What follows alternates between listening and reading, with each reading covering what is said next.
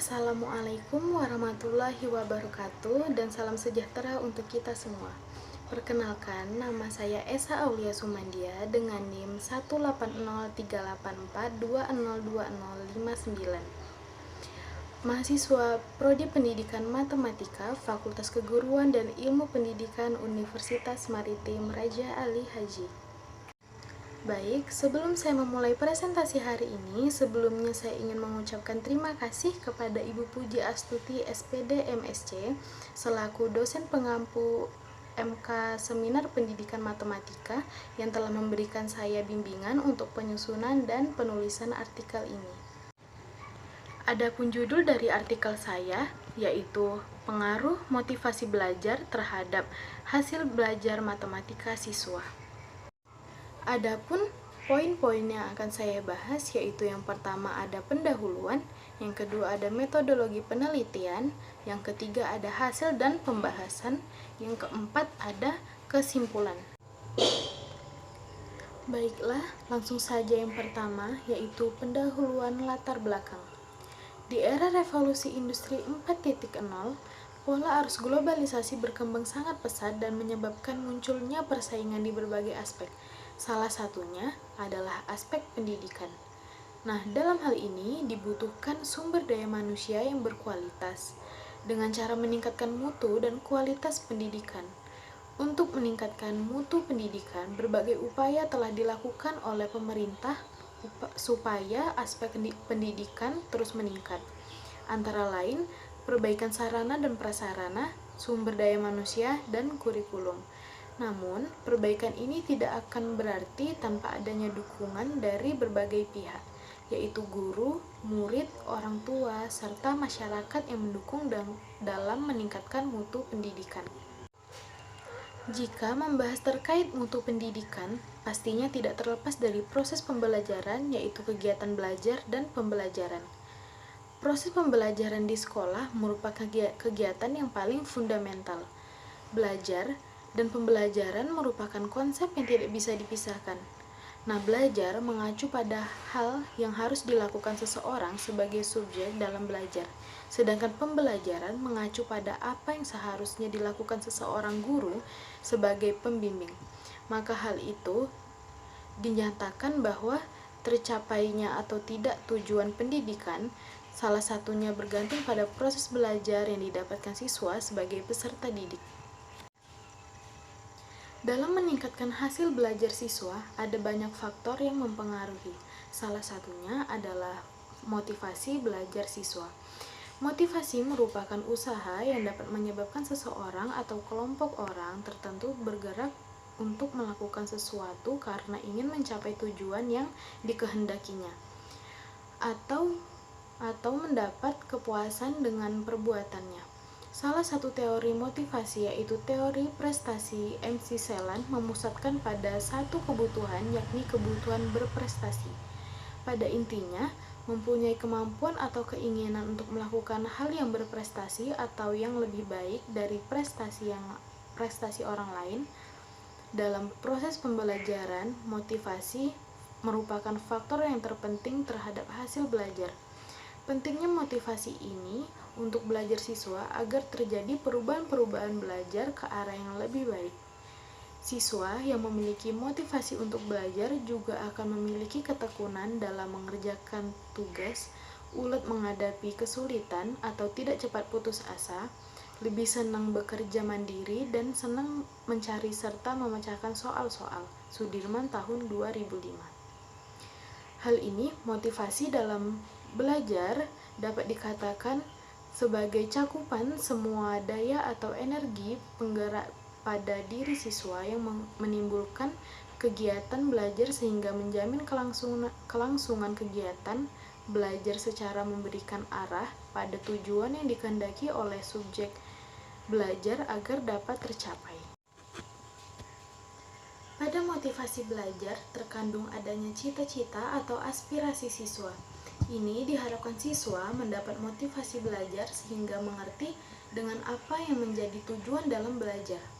Di samping itu, keadaan siswa yang baik dalam belajar akan menyebabkan siswa tersebut bersemangat dalam belajar dan mampu menyelesaikan tugas dengan baik. Kebalikannya dengan siswa yang sedang sakit, ia tidak mempunyai gairah dalam belajar. Mujiono tahun 2002. Secara historis, guru pasti mengetahui kapan waktu siswa perlu diberikan motivasi dalam proses pembelajaran agar aktivitas belajar berlangsung dengan nyaman, lebih menyenangkan, interaksi antara siswa dan guru lebih lancar, meningkatkan kreativitas dan menumbuhkan semangat siswa dalam aktivitas belajar. Motivasi dan semangat yang tinggi memungkinkan siswa memperoleh hasil yang tinggi juga. Jadi, semakin tinggi motivasinya, semakin tinggi juga usaha dan upaya yang akan dikerjakan, serta semakin tinggi hasil belajar yang akan diperoleh. Ia akan terus melakukan berbagai upaya untuk meningkatkan hasil belajar sehingga mencapai hasil yang memuaskan, seperti yang diharapkan. Namun, dalam hal pemberian motivasi, tenaga pendidik tetap harus menjaga proses pembelajaran tetap berjalan. Selanjutnya yaitu rumusan masalah. Berdasarkan pengamatan dan informasi yang diperoleh, masih banyak siswa yang mengalami kesulitan belajar dalam memahami materi. Tampak dari siswa-siswa yang tidak bersemangat dalam proses pembelajaran berlangsung. Siswa yang belum aktif dalam belajar dan kurang gigih dalam memecahkan soal-soal yang diberikan, sehingga hal ini mengakibatkan hasil belajar yang tidak memuaskan. Dan banyak nilai siswa yang tidak memenuhi syarat kelulusan. Padahal dari segi fasilitas sekolah telah tersedia. Fasilitas yang layak yang diberikan untuk mendukung sarana dan prasarana guna kelancaran dalam proses pembelajaran berlangsung. Maka hal inilah yang memicu untuk menjadi permasalahan yang dikaji. Sehingga siswa mengetahui dan menelusuri lebih jauh terkait pengaruh motivasi belajar terhadap hasil belajar siswa. Yang ketiga, ada tujuan. Tujuan artikel ini dikaji untuk mengetahui adakah pengaruh motivasi belajar terhadap hasil belajar siswa, dan apabila berpengaruh terhadap hasil belajar siswa, upaya-upaya apa saja yang dilakukan untuk meningkatkan motivasi belajar siswa. Poin yang kedua yaitu adalah metodologi penelitian. Metode yang digunakan dalam artikel ini yaitu adalah kajian literatur. Artikel ini menggunakan pendekatan kualitatif. Pada artikel ini akan dikaji pengetahuan, gagasan, dan temuan-temuan yang terdapat di berbagai literatur sehingga memberikan informasi teoritis dan ilmiah terkait pengaruh motivasi terhadap hasil belajar. Data yang dikumpulkan dan dianalisis merupakan data sekunder yang merupakan hasil-hasil penelitian seperti buku-buku ilmiah, jurnal ilmiah, laporan penelitian, situs internet lainnya yang relevan. Poin yang ketiga yaitu hasil dan pembahasan. Langsung saja yang pertama yaitu motivasi belajar. Pada hakikatnya, motivasi adalah suatu proses yang disadari untuk membuat seseorang bergerak atau dorong agar ia bertindak melakukan sesuatu untuk mencapai tujuan tertentu. Motivasi belajar juga merupakan kebutuhan untuk mengembangkan kemampuan diri secara optimum, sehingga mampu berbuat yang lebih baik, berprestasi, dan kreatif. Abraham Maslow dalam Haji Nasar tahun 2004. Kemudian menurut Clayton Aldefer dalam Haji Nasar tahun 2004. Motivasi belajar adalah suatu dorongan internal dan eksternal yang menyebabkan seseorang individu untuk bertindak atau berbuat mencapai tujuan, sehingga perubahan tingkah laku pada diri siswa diharapkan terjadi. Maka, motivasi belajar ialah sesuatu yang mendorong siswa untuk belajar dengan sungguh-sungguh dan senang, sehingga siswa dalam belajarnya dengan penuh konsentrasi dan menyelesaikan proses demi prosesnya. Selanjutnya, unsur-unsur motivasi belajar dikutip menurut Dimyati dan Mujiono, tahun 1994. Ada beberapa faktor yang mempengaruhi motivasi belajar. Yang pertama yaitu cita-cita atau aspirasi siswa. Cita-cita dapat berlangsung dalam waktu sangat lama, bahkan sepanjang hayat. Cita-cita siswa untuk menjadi seseorang akan memperkuat semangat belajar dan mengarahkan pelaku belajar. Cita-cita akan memperkuat motivasi belajar intrinsik maupun ekstrinsik, sebab tercapainya suatu cita-cita akan mewujudkan aktualisasi diri. Yang kedua, ada kemampuan belajar. Dalam belajar dibutuhkan berbagai kemampuan. Kemampuan ini meliputi beberapa aspek psikis yang terdapat dalam diri siswa, misalnya pengamatan, perhatian, ingatan, daya pikir, dan fantasi. Di dalam kemampuan belajar ini, sehingga perkembangan berpikir siswa menjadi ukuran. Siswa yang taraf perkembangan berpikirnya konkret atau nyata tidak sama dengan siswa yang berpikir secara operasional atau berdasarkan pengamatan yang dikaitkan dengan kemampuan daya nalarnya. Jadi, siswa yang mempunyai kemampuan belajar tinggi biasanya lebih termotivasi dalam belajar, karena siswa seperti itu lebih sering memperoleh sukses oleh karena kesuksesan memperkuat motivasinya. Yang ketiga, ada kondisi jasmani dan rohani siswa. Siswa adalah makhluk yang terdiri dari kesatuan psikofisik. Jadi, kondisi siswa yang mempengaruhi motivasi belajar di sini berkaitan dengan kondisi fisik dan kondisi psikologisnya. Tetapi, biasanya guru lebih cepat melihat kondisi fisik karena lebih jelas menunjukkan gejalanya dari kondisi psikologis.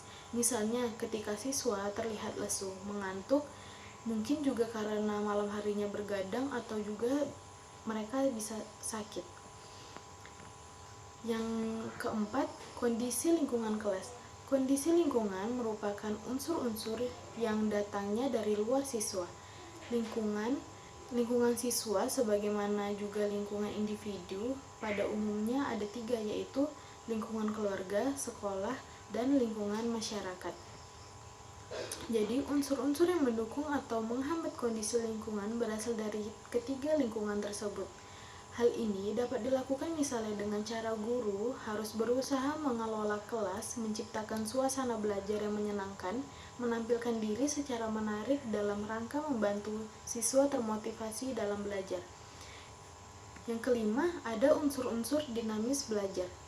Unsur-unsur dinamis dalam belajar adalah unsur-unsur yang keberadaannya dalam proses belajar yang tidak stabil, kadang lemah dan bahkan hilang sama sekali. Yang terakhir, ada upaya guru membelajarkan siswa.